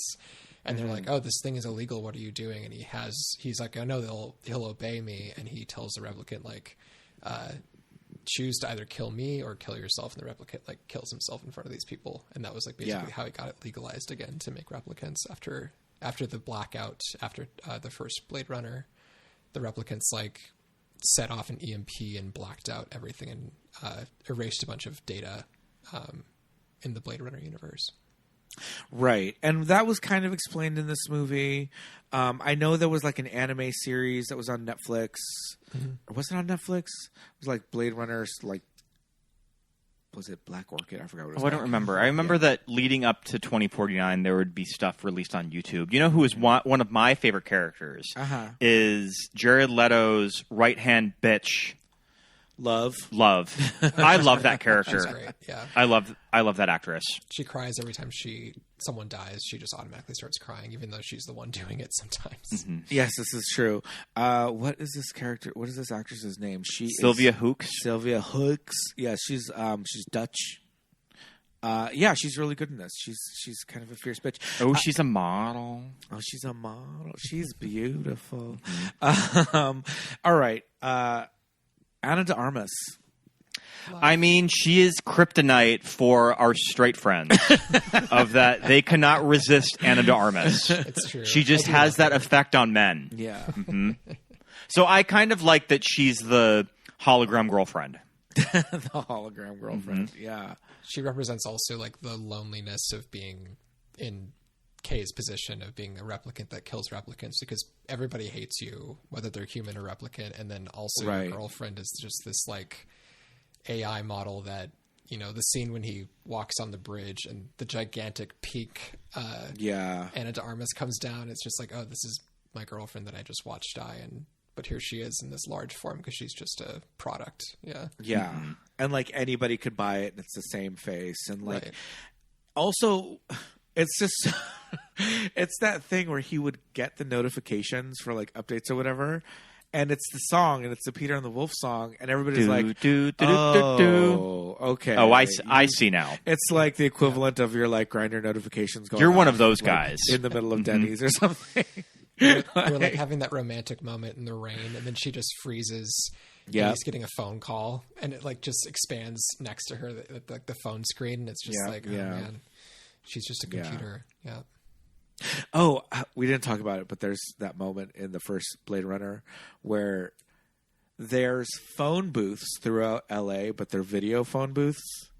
Mm-hmm. So they were like, oh yeah, it'll be the future. So clearly there will be video calls like now, except it wouldn't have occurred to anybody to have like personal handheld devices. You're just going to be assuming that you're going to go in your Pee-wee's Playhouse box to do your video call. To do your TV phone situation. And like it's ringing at her house and she like goes and like steps in front of it like, oh, hello, like she has a station in her apartment or whatever. So I love that there's like these ideas are there, but they're like partial, kind of like half-baked ideas. Of course, like the idea of a personal device, a cell phone or whatever. Who could have known? Yeah. I kind of wish we did stick with just, you know, a phone in a phone booth and not having one. Right. At all times. And then he ends the call and it says it was like $1.25 or something. Yeah. I want it to be like, that'll be 500 space bucks, please. Space bucks. Because I mean, I think in 1982, a phone call was probably still a dime. I don't remember when it went up to a quarter. But I think it was the middle to later 80s. So I think to go from a dime to like almost $2 for like a phone call is like, space inflation. Space inflation, future inflation. Yeah, but I always love that concept of like the video phone. They use it in Aliens, the video phone too. Yeah, like this idea, but so jumping back to 2049 and that kind of like this idea of the holographic girlfriend, and then like initially he's got this device on his ceiling that just kind of like moves all over the apartment, but she's bound to his apartment. Yeah. But then he buys this little like pen that he can carry around. I thought it was a vape when I first watched this movie. I was like, he bought her a vape. He's like, guess what I got you? Exactly. Yeah. She's like, what am I going to do with that? Yeah, no, and it's his for our Voyager, our Star Trek Voyager fans out there. It's the mobile emitter. So the Doctor can walk around the entire ship and is not bound to sickbay, but now she can go with him because it's just he keeps it on his person at all times, and it's like this vape pen looking thing. It looks like our electric. We have this thing to light candles, and it's like a mini taser. And gotcha. Yeah, and it makes it's long. A spark. Okay, it makes the little like plasma spark at the end. Yeah, it reminded me of that. But I kind of got that the idea of like him having her. He loved it, but at the same time, whenever it would go off in public and people would hear it, it's kind of like he would almost be ashamed of like, yeah, that's my digital girlfriend. Yeah, exactly. Kind of a thing. Because, like I said, the notification going off, the Peter and the Wolf song, everybody knows that that's the Wallace jingle. So it's like, are you enjoying yourself our away. Product? Yeah. I love that. I love that when she notices her. Yeah, yeah. It's like I said, it's like your Grindr notifications going off in public. You're like, oh shit. Another character in this movie of the Night of 1,000 Ladies of Blade Runner, the Robin Wright character. Yes. I think Robin Wright is doing the Lord's work with a nothing character. Yeah. Where absolutely. I don't really think that there's a lot to this lieutenant character that Ryan Gosling is reporting to, but I think Robin Wright's doing really good work in this movie, though. She is. Mm-hmm. Yeah, she's like adding her character from that Netflix show with Kevin Spacey, House of Cards. Oh. Yeah, it's like that character, but she adds cop on top of it, and I think does a Okay. really pretty good job with that. One of my favorite scenes is when Love Oh my God. kills her and like crushes Oh my the God. glass in her hand, like In her it's hand. so intense. Yeah, and And she like will not flinch. She's just Yeah. like looking at her. yeah. Oh my God. And then she's trying to get into her computer, and she scans her face, and then just lets her head hit the desk, and then hit the ground again. Yeah, So rude. that scene that's is very so intense. Terminator. Yeah, very Terminator. Yeah. Yeah, yeah. I thought that was so rude that she just drops her like that. But yeah, no, Robin Wright is like, she's so fierce in this movie. Like this slicked back hair and like this like awesome costume that she's wearing, this like black like coat situation. And oh my God, I love her. Should she be backing up Robert Palmer She could be addicted to love. with the guitar? She could be addicted. Yeah. She just needs like a red lip. Mm-hmm. But yeah, and like a blow up guitar. But no, she's amazing. And then there's also what's her name, Mackenzie Tully? Tully. Yes, we always have to call her Tully. I just refer to her as Tully. Yes, what is it? These characters, Pete, feel very Futurama. They do. They're a little like Hookerbot 5000, but that's okay. Mackenzie Davis. I knew it was Mackenzie Davis. Yeah, they're a little Futurama Hookerbot with like their like cool like fuzzy coats and all of that, but You couldn't handle it, honey. you couldn't handle it, honey. You couldn't afford it. I'm gonna find that. I actually have that clip, but we'll play it later. So classic. Yeah, but I like that there were. I guess is the idea that we're kind of to assume that they have like nefarious motives, but I guess they end up helping Yeah. Kay with the little tracker that she puts on Yeah, him. she's like part of the replicant resistance or whatever they call it. The resistance. Yeah. movement.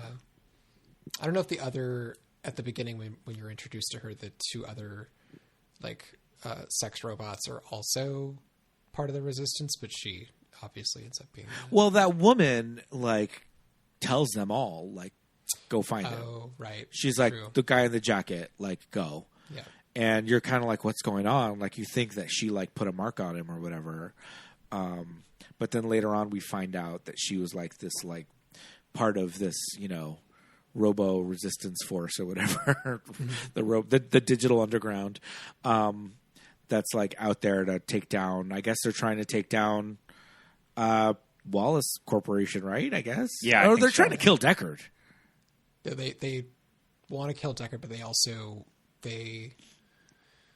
trying to remember what the like Deckard had to disappear after they found out that Rachel was pregnant, but they wanted to keep that because they knew that replicants can now reproduce, which means that they are basically human, and that they Right. at one point they say that they're stronger than human because of that.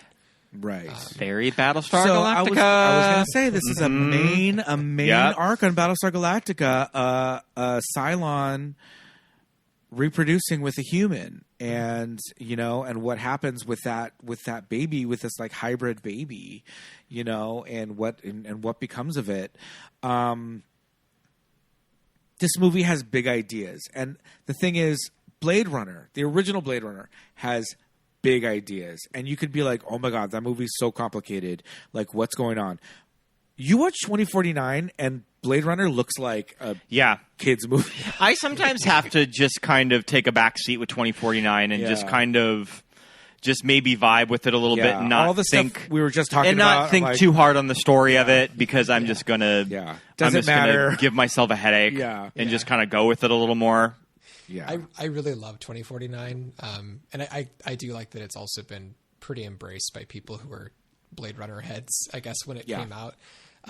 But I agree, like there's many points where I'm like, wait, but wouldn't that? I'm just gonna let it go. It's fine. I get the most impatient with the scenes where they go to San Diego, the orphanage. In the orphanage. Yeah. Same. Yeah. Maybe that if you were going to take out any subplots of that movie, that might be one of them. Right. I don't know how that would affect the story. Well, okay. But yeah. So ultimately, the big arc is that He goes to retire an illegal replicant at the very beginning of the movie. And while he's there, he stumbles across something that he might not even have stumbled across if he didn't use his little like drone that's like attached to his car. It's bones and it's hair fragments. Bones, Cindy. This is bones. This is bones. And it turns out that A, it was a replicant, and B, it had given birth. Yep. Died in childbirth. And then that's what they figured out. C, not only on top of all that, the extra goop in the gag is that it is the Rachel from the There's first a little movie. barcode on Right. the skull. Right. And It's the I same do... section. Yes. I do love the inclusion of Denis Villeneuve, Lucky Charm, David, how do we pronounce his last name? Dust Malchin as Coco. I'm assuming that he's a replicant that helps He's in Dune Robin as Wright. well. Yeah. And kind of do the Well, I think he's the not a research replicant because he like insults Kay at one point. Oh, Yeah. there you go. Skin, whatever they call them, skinwalkers. I think he's Skin human. job. Skin Yeah. job. Yeah. And he's like, sorry. Yeah. That's right. You're right. He is giving replicant though. Like, he's yeah, very much a replicant character. He's replicant coded. So that's like this big breakthrough, right? Okay, this replicant got pregnant and had a baby. Oh, wow. But then we find out there were two. Okay. Then we find out one of them was a boy, one of them was a girl. All right. Then we find out that Kay has had memories implanted so that they talk about in the first movie, they give them the memories to kind of like help them emotionally mature so that they can kind of ease into this idea of like, okay, I'm not a human, but I have these memories, so it's going to kind of give me this buffer. So his memories are very Dark Knight Rises, Talia al Ghul, little baby in the prison, and there's like this carved horse, MacGuffin situation. It's all a rich tapestry, right? But I feel like as a viewer, especially watching it at home, you're just like, do I want to make popcorn right now? Maybe I'll make popcorn. I think I'm gonna have to get on Wikipedia and follow this plot as I'm watching. Yeah, maybe I start getting distracted. Maybe it's my own, like, I don't know. I'm not going to say I have ADHD. I've never been diagnosed with any of that stuff. But I'm just saying, I get to a point where I'm just like, what? Like, wait, so is Kay the child or not? Like, what's going on? Right? Yeah. So it's the big part of I would say the second half of the movie is Kay starts to believe that there's a chance that he could be one of the children of Rachel because his implanted memories are now coinciding with the story of these children and what happened to them. And he goes and visits the child that, or I guess she's a woman at this point, that she's the dream creator for Wallace Corporation, or one of them. Right. She's like a contractor or something. Right. Yeah. But he like has her look at this dream of his, and she's crying, saying that that's a real memory. Yeah, that's a real memory. And no one created it. Yeah. Yeah, and that's when he realizes, like, oh shit, like I think I am the baby, but. You know, I love that contraption that she's making the dreams of. Is that you mentioned sort of an analog future, and that it's a physical prop that she's making these dreams with. I think that's really cool. So I remember in the lead up to them making Blade Runner 2049 that this movie had been talked about for a while, and there was always a big point of discussion is this going to be a remake of the original Blade Runner? No. Because I think just at the time with remakes that was just at least talked about, is that the angle that they're going for? Or are they going to include the character of Rachel? Right. And Sean Young. Right. And that there was a lot of speculation that Sean Young was not involved. Right. I remember a Twitter rumor that Katy Perry had expressed interest of playing Rachel. What I don't know how true it is. I do remember it was a thing. bullet That she dodged is, wanted Yeah. a walk-on, that they were going to try to work Katy Perry as Rachel somewhere in the movie. Well, because the big thing is Rachel is a replicant, and it was not established in the first movie that the replicants age. So we couldn't have Sean Young in her current, state recreate this role, I think is what people are going off of. And I think, didn't Sean Young even kind of give us some false information Yes. to throw us off the trail? Yeah, she had made these statements to the press of that They didn't call me. You should boycott this movie if Rachel or I are not involved in this movie. Yeah. And I could only imagine the discussions with both Denis and Ridley Scott that they were just like, sure, Sean. You do you. You do you. Do this statement. And Sean is technically not wrong of that, we don't have to boycott it because Sean Young is involved. Right. That she had this whole big statement about it. But I think that it is such a gag that when you see Rachel walk out. Yeah. I remember being shocked. We were shook. In the theater Yeah. that I had not heard about that scene. Yeah, we were shook. So I like that this movie essentially completely revolves around this character too. Yeah, for sure. And She's a major part of 2049. The Rachel in 2049 is extremely convincing as well. It doesn't look like she's Yeah. a computer person. Yeah, I know people hate all that shit, and I think that in movies like this and in movies like Rogue One, I think the Peter Cushing Grand Moff Tarkin was a little bit more successful than the Princess Leia. Because he's an old man. Maybe. And I think that wrinkly face. I think the double that they got probably just really looked like him too. Yeah. Oh, he did. Yeah. But yeah, I think it was really good work. I think it looked really cool. Okay, so we're watching this scene, and I'm already having feelings about Jared Leto, and his performance is good. He's putting on a character. He's doing Like Jared always Leto. does. He's Yep. putting on a character. He's doing the voice, and he's got the whole blind thing. And when he sits down with Deckard, he takes off his little device. So his little flying bees The that are petals, that are his eyes go away, and he's blind again. And he sits really close to Harrison Ford, and Harrison Ford backs up. And then he grabs his hands, and Harrison Ford yanks his hands I would away, imagine that Harrison and then he did grabs not, him again. I'd imagine Harrison did not enjoy the experience of working with Jared Leto on set. I think that Jared Leto didn't tell him he was going to grab his hands, because he sits really close, knees to knees, Right. and Harrison is kind of slumped forward a little bit, and so they're knees to knees, and so he sits back in his chair as Jared gets closer, and then he grabs, their hands touch a little bit, and Harrison Ford yanks his hands back, and then Jared Leto grabs his hands and starts talking to him, holding onto his hands, and I was just like, oh yeah, Harrison Ford, the person, is the fuck is this chump doing? For sure. Don't touch Right me. now. For sure. Please don't touch me. And I think Jared Leto, I feel thought that this was his genius stroke of I'm not going to tell him what I'm going to do. I'm going to kind of go in cold, and I'm going to shock him. And I think Harrison was just all right, buddy. Are we good? Are we done? Yeah, It struck me when I watched it this time. working with Jared Leto is not easy sometimes. Yeah, but yeah, I think this. For the time, the first movie, like I said, it's very, it is a complicated movie. There's a lot going on, but it's been with us for so long that I feel like we kind of just let it kind of. I think there's something very Wash moving over about us. the ending too Of the first movie. of this movie. Of 2049. No, I think the movie. Yeah.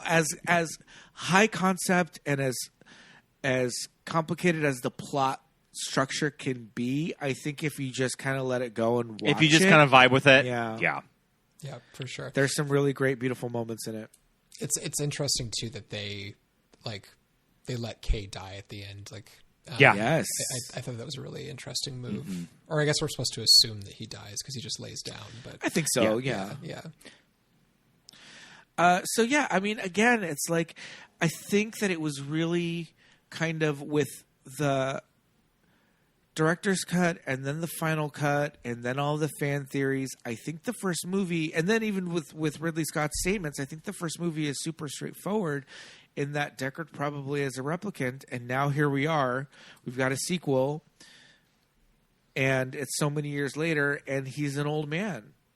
But like I said, Dave Bautista is kind of depicted as being a little bit older because there are scenes at the I keep wanting to say Terrell, but at the Wallace building with replicants in these like tubes in those cases, and you can see them. There's one that looks like Dave Bautista, but he looks younger. Yeah. So I think that they're trying to telegraph to us as the audience that they do age. Was Deckard an early model of the aging? Yeah. Units. Yeah. And now they're openly using Nexus 7 replicants as Blade Runners. Was Deckard a beta? Nexus 7. You're right. Of that program? You know, there are fan theories about the character of Gaff, right? And I think I've talked about this fan theory before. I don't know why I would have talked about it on the show, but I think I've told you, Scott, about it. I read this fan theory about the character of Gaff, and like I said, Edward James Olmos is playing this character. In the movie, he is speaking what's referred to as city speak, right? And it's a made-up language that they developed for the first movie. It's a mixture of like English and Spanish and Japanese and like Russian and all these languages kind of thrown together. And the idea is that it's almost kind of like an Esperanto, and that in the future, because Los Angeles and these cities are so integrated with all these cultures, that it would be something that people would learn so everyone could speak to each other. So Edward James almost learns it. He's speaking it in the movie. Gaff is like, speaking in this language. And like I said, I feel like there's something in this character where he's a little standoffish with Deckard. He's kind of letting him do his thing. And Gaff walks around with a cane throughout the movie. And he doesn't do a lot of detective work. He just kind of stands in doorways and does his little origami and lets it go. And so the fan theory is that Gaff was a human Blade Runner and got injured on the job to the point where he could no longer continue his work. And Deckard is a replicant. And like I said, he's an early model of this replicant that's going to do Blade Runner work and kill other replicants. And so what they did was they implanted Gaff's experiences into Deckard.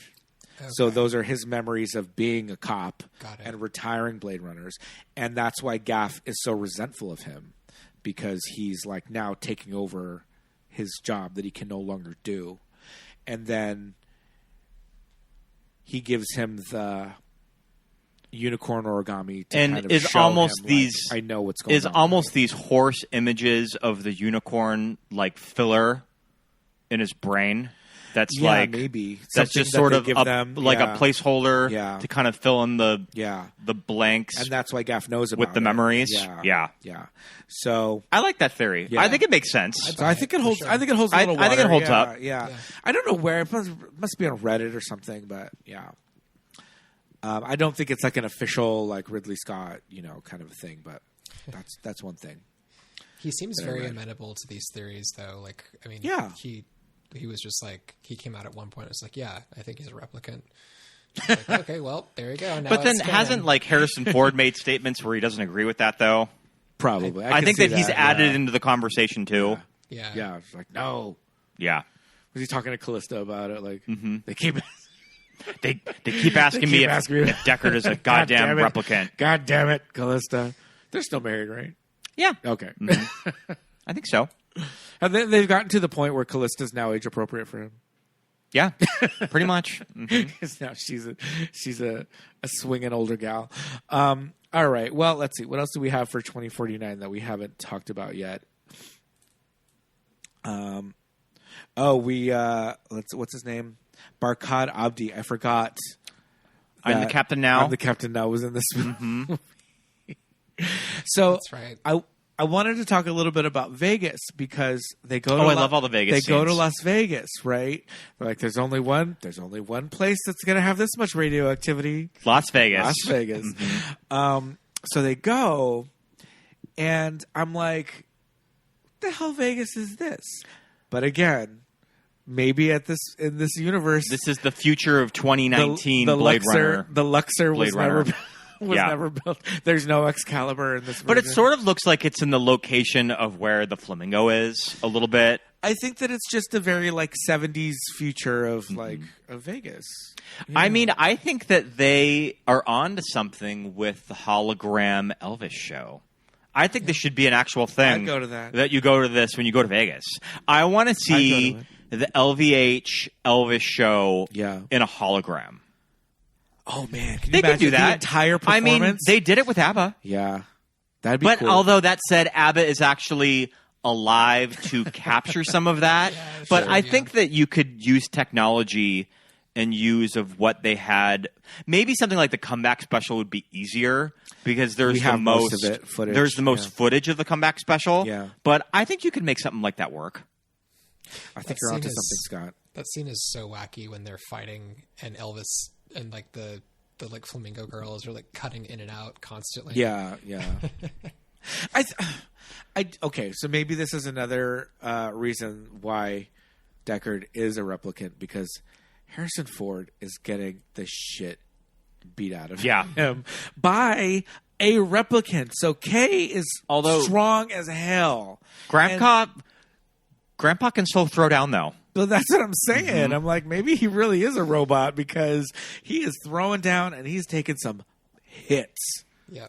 Like, could you imagine in the future if there is hologram technology for a lot of Vegas acts? Could you imagine this scene cut with Kelly Clarkson from like Gwen Stefani from the Caesar Show or something? Yeah.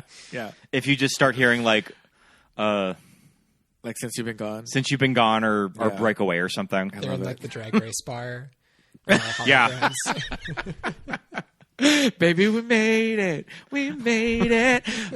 You just see Jewel Sparkle come up in that in that casino ad. Oh my god! So I was like, at one point, I was like, they're leaving the dog. Who's gonna? What's that? Yeah. What's that dog Although, gonna eat? is it a replicant dog? I mean, I guess it would. I think we're led to believe it's probably a replicant dog. Know. Yeah. I think he says he doesn't know. No, but like they have to eat. Kay's like eating food every day. Like, I was wondering how that worked with replicants eating food. Yeah. I mean, I think for all intents and purposes, they have like a normal biology. Sure, because it's essentially a human cloned with organs. Yeah, too. like Rachel like had bones and she had a skull. Section. Yeah. So I think, and like there's scene when like Jared Leto, it's such a gross scene where he like kills that replicant. Oh that's just yeah, being born. Like they're basically being born out of an artificial womb, and so they for all intents and purposes they are humans. Yeah, that scene where she's coming out of that like clear plastic and she's coming out that was very Dune to me, just like this for sure coming out of the center and like all that. It was very like Baron, like kind of like flying around with his long little like nightgown trailing underneath him. But you know, I think we are to believe that the digital underground take the dog, and the lady with the one eyeball is going to like feed the dog from now on. So, okay, because I was worried about the dog. I think so. More than anything. But okay, can I tell you, Love, she's great. She's fierce. She's got her little bangs. Like, I love this woman. But when Kay is drowning her in the ocean, I was just like, kill that bitch. Sure. Oh, for sure. Yeah. I was done with her at that point, for sure. Yeah, done. What does she say to him when she walks away? She's, I'm the best one. I'm the best one. Oh. Yeah. Yeah. Oh my God. So, that's like so cunty. I'm the best one. Okay, I have a question herself. for you guys. Yes. There is going to be a line of the ladies of Blade Runner fashion dolls. Sure. Oh, Which one do you think that you're getting? Are you going to get Rachel, Pris, Zora, Joy, Love? We can even throw in Lieutenant Joshi. Joshi, yeah. In there. Or Mariette, the hooker bot. Yeah. I like Mariette's, like, she's got the cool big furry hat and the furry coat when she goes to meet him at, like, Grand Central Market or whatever. But I think I got to go with Pris. I think I want the Pris doll, too. This is great, yeah. I think I would get Rachel. I just love Rachel. Yeah. Pris is going to do that thing that the gymnastic Barbie. You can make her like do the little flips. You can make her do the little flips, the little cartwheels. Yeah, I think Rachel would be cool too because she would probably have more like costumes, like more. She's like, gonna have a day to night change. too. The big coat with the huge collar. Or do you think the Millard Pierce power suit changes into the coat somehow? Sure. You can maybe you can clip the collar on the back. Mm-hmm. Just a little something to go out at night, you know.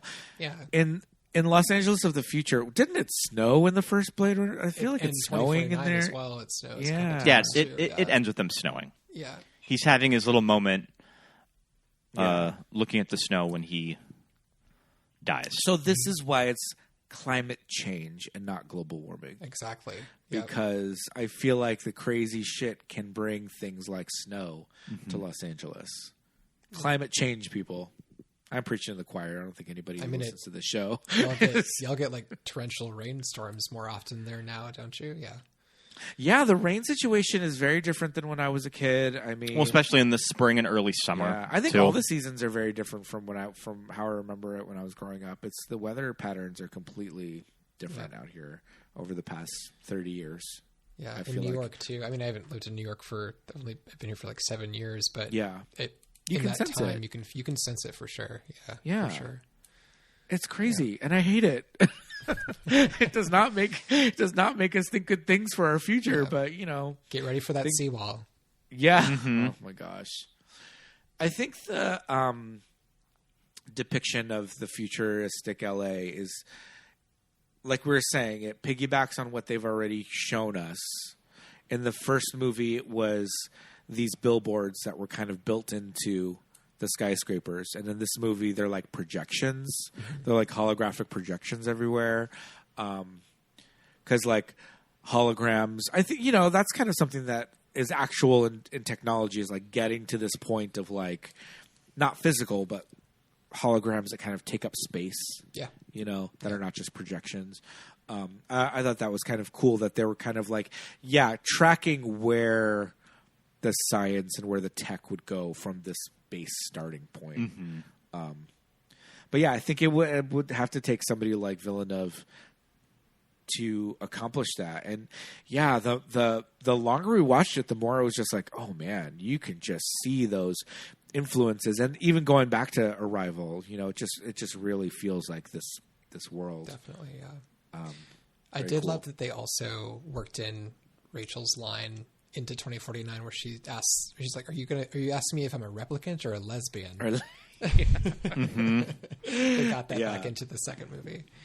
Yeah, that line is iconic, because that scene where he's doing the Voight Comp test on her, she's just like, she's kind of like needling him the whole time. Yeah, she's like, all right, dude. Well, it's interesting to see how that test evolves in the future of when Ryan Gosling is sitting down and he's being asked the questions. Yeah. That they have it down to a science and they can do it that fast. Yeah. Of just like the rapid fire questions. It's way more intense too.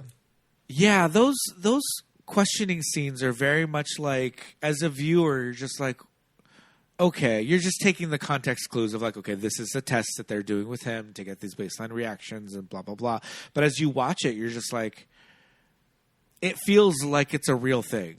Mm-hmm. Yeah. Like whatever they put into writing it, it feels like this is a real actual thing and not just words that they just made up. Just the work that went into all of it is really cool. All right, Scott, where are we here with 49? I think that we covered a lot of it. I think we're... Yeah. But I love both of these movies. I mean, definitely just got me into loving film when I was young. Movies that I always revisit too. Yeah. I think it's that Ridley Scott kind of connection for you, at least, that pulls you in. But I wanted to have my mom try to find a picture of me in high school doing this. Oh, sure. Doing my talk on Ridley Scott. Yeah. I was such a fucking nerd. That's cool. I'm sure your teachers were happy with that. Ridley Scott made you gay. Sure. But yeah, I mean, what a period of this guy's career. I mean, going from Alien, Blade Runner, and Legend. Yeah. Yeah, Legend. It's just like, those are fucking movies. Yeah. Big ass movies. These are big ass movies. We got science fiction, a fairy tale. Yeah. Cool futuristic LA. Yeah. Horror movies in space. It's just like, it doesn't get better than that. Yeah. I love it. Yeah, and I think how difficult would it be for a filmmaker to kind of take on all of that and make a sequel out of it? And, I mean, it's been done before, like with Star Wars. And as a Star Wars fan, I kind of feel like this sequel series, it's fine. I'm not super into it. They don't hate them. They don't revisit all that well. Yeah, I don't think they hold up, but I think that this movie, it's a different take. It does have its own feel, but I think it does really honor the first movie. They did a good job mixing it. Yeah, the tone, especially like the lighting. It's just very. Yeah. I mean, 2049 is even more bleak, I think, than the original Blade Runner. But they did a good job as well with the pacing feels the same, or maybe it might be a little bit more. There might be a little bit more like a quicker pace to 2049, but it's still pretty slow. Blade Runner itself, I rewatching it again this time, I was like, man, this movie is slow in certain points. Yeah. You think it's long? You think it's longer than it actually is too? Because I think it might just be a little over 2 hours. Yeah, but it feels like a nearly 3-hour movie. Yeah, it's like arduous at certain points. Yeah, it definitely has some moments where you're like, all right, what's going on? Let's pick up the pace here. But I think, to be fair, I think 2049 for me at least does have a couple of those moments in there. Yeah, but yeah, great job. I think Villeneuve will be happy to hear my praise on that. But I was a little worried about Ryan Gosling, to be honest. But yeah, I think he makes it work. I like him in this movie. Yeah, yeah, I think he's good. Yeah, and as far as queer coding in this one, I don't think it's as not that it's explicit in the first movie, but I think that there's maybe not as much in 2049. Yes, absolutely. But we do have some fierce ladies. Mm-hmm. Yeah, I think 2049 definitely. I was talking to my friend about this, and he was like, "I think 2049 like definitely like leaned into the bro culture more than Yeah. But I don't know. I think that there's a little bit of camp in this movie with our fierce character Love getting her nails done when she's operating this drone. Oh, that's true. That was so cute. Yeah. That's pretty cunt. That was fierce. And I mean, maybe Robin Wright, maybe Lieutenant Joshi is a lesbian. Who knows? Yeah, I can see it. Yeah. I can see it. She's got like her severe like slick back hair. Let's just assume it actually. Yeah. Let's go. Let's run with that. This would be a fun theme for a drag night. I think there's a lot there. Blade Runner. Yeah, for sure. Although, would Queens today even get it? I don't know. These young gals. You're definitely going to need a very specific group of tag drag queens that could do Blade Runner looks. Yeah. You're going to get a dress made out of knives and they're wearing like running shoes or something. Not understanding at all what the category is. Yeah. Oh, man. Or just random robot woman. I'm okay with just robot woman. Sure. Sure. Just a detox tin woman. I'm fine with that. I forgot about the detox tin woman. That was so good. The ball-headed tin woman. That season. I'm here for it. Oh man, any detox season we'll rewatch. Or All Stars or regular season. Yeah, all gold. Mm-hmm. We're waiting with bated breath for the new round of All Stars 10 girls to come out. Or is it purple? Yeah. Purple team purple. We'll team see. Purple. We'll see what team comes out next. But we're excited. We're all in on All Stars round robin. All right. Well, I think that about does it. Drew, thank you so much for coming back on. It's so good to catch up with you. Absolutely. Thank you so much for having me. You're the East Coast girly, and I'm the West Coast girly from Montana. Our East Coast representative. Yes. We went our separate ways, but we're still in the same mindset. Yeah, absolutely. Yeah, man. Thank you so much for coming on. This was a lot of fun. Yeah, thank you very much. Yeah, we'll have you on again for something very, very soon. Start thinking of movies to come back on for. But in the meantime, listeners, do not go anywhere. We will be right back. All right, bye, guys. We are back, listeners. Thank you so much for sticking around to the very end of the episode. Yeah, I love this movie. I'm glad that we got to it. Yeah, I love both movies. So much fun. Thanks again to Drew for sticking around and recording another one with us. That was a lot of fun. Mm-hmm.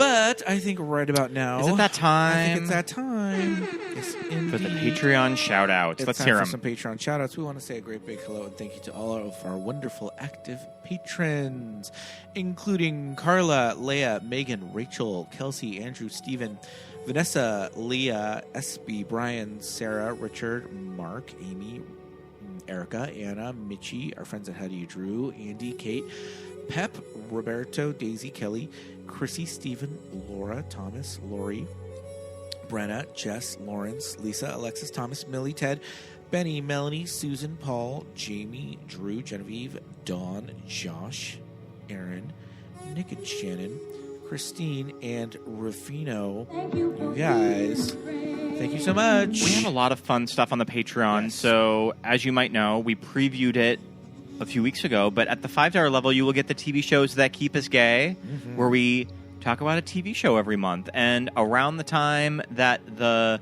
Blade Runner episodes comes out, we should have a new one. Too. Yes, they always come out at the end of the month.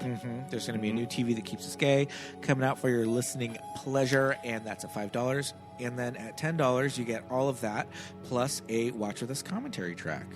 So we'll pick a movie, we'll do a commentary, we'll watch the movie and record a track as the movie is playing and give you instructions on how to sync up that audio track with the movie, so you can watch it on one of your devices and then listen to the track on another and sync them up, and it's lots of fun. If you don't want to do that, you can just listen to it as a bonus episode. Also works. You can go ahead and rate and review and give us 5 stars. We would love to read some kind words. Yes, indeed. From you, the listeners. We would love that. If you listen on Spotify or on Apple Podcasts, you can read or you can write reviews. And let's check it out. There, we had some... I know that you read some a few weeks ago. I think that we're all caught up, but I would love to see some new ones. Absolutely. So give us 5 stars, write us a review, and all that stuff helps us reach a wider audience, as well as following us on socials. We're most active on Instagram. We're at Movies That Made Us Gay. We love interacting with all of our comments and posts and all that. So if you like us, go ahead and hit the like. If you want to repost, if you want to share with other people, leave comments, all that stuff, again, helps us reach a wider audience. And we are on YouTube. They're just audio, but if I know a lot of people like using YouTube as a podcast application, so head over to YouTube and you can like and subscribe there, and all of our episodes are released the same day for free on YouTube. I don't believe there are any ads on there, so you can check us out there as well. So yeah, lots of places to find us. You can follow our personal socials if you like. My name is Pete. I'm at Peter Lasagna on Instagram. I'm Scott Youngballer on Instagram, and follow my letterbox. Yes, indeed. Until next week, everybody. Thank you. Bye.